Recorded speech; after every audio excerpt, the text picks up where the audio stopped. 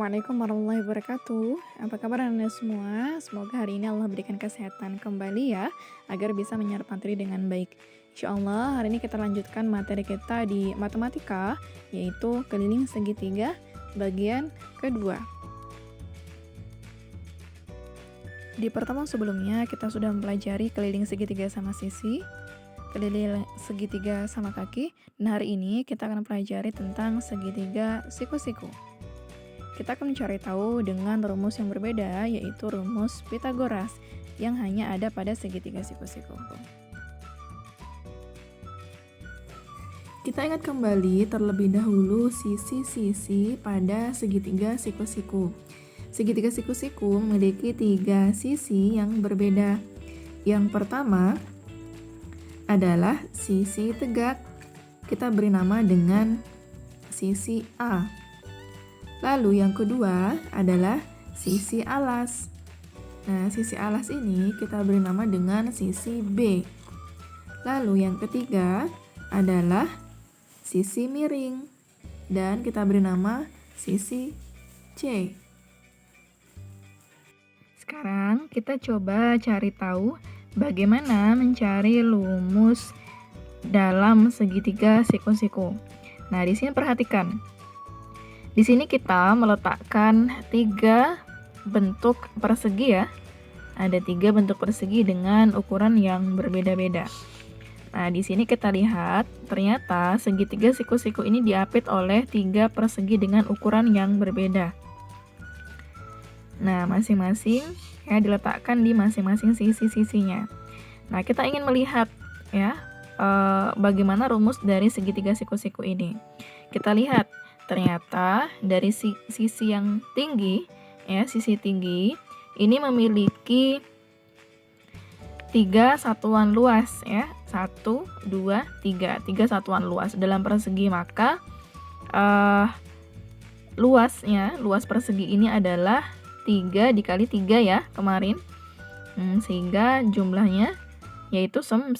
Kita buktikan dengan jumlahnya 1, 2, 3, 4, 5, 6, 7, 8, 9. Ternyata di sini ada 9. Kemudian kita lihat pada sisi alas.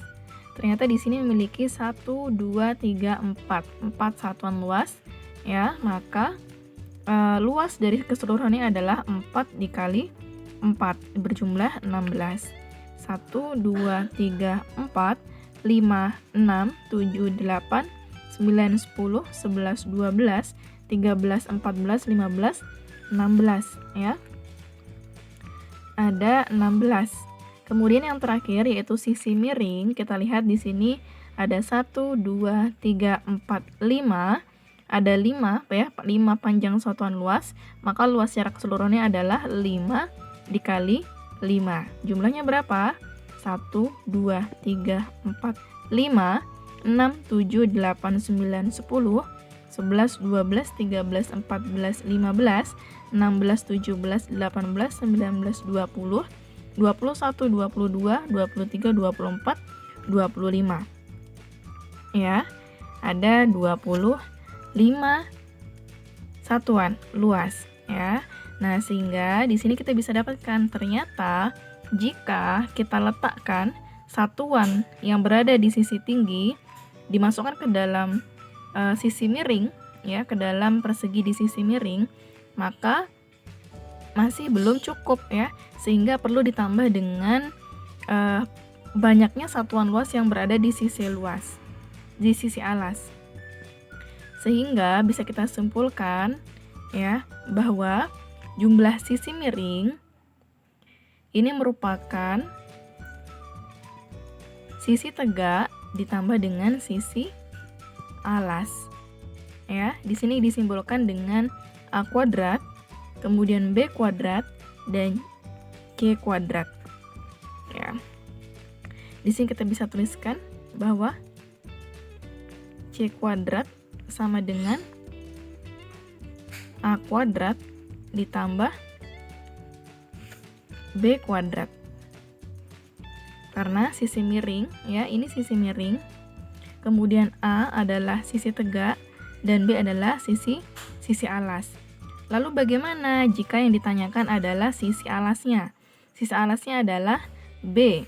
Maka jika yang ditanya selain sisi miring, ya, jika yang ditanya adalah selain sisi miring, maka dikurangkan, yaitu sisi miringnya dikurangkan dengan sisi yang diketahui.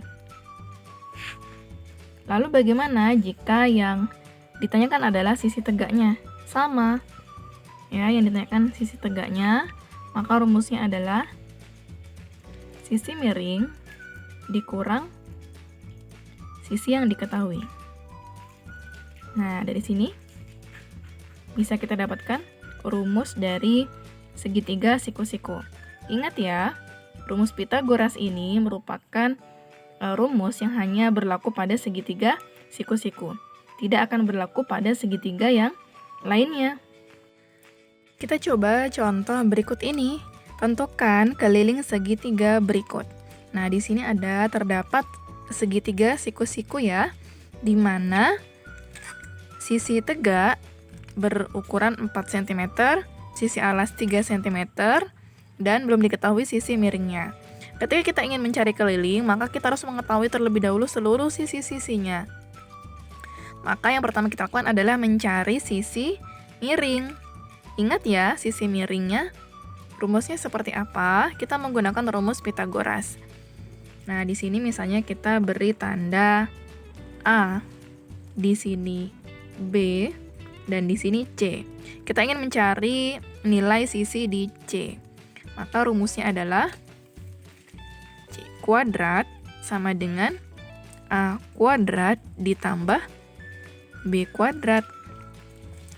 C kuadrat sama dengan A-nya berapa? Oh, A-nya 4. Maka 4 kuadrat ditambah B-nya berapa? 3 kuadrat. Maka di sini 4 kuadrat ini sama saja seperti 4 dikali 4. Ya, sama saja seperti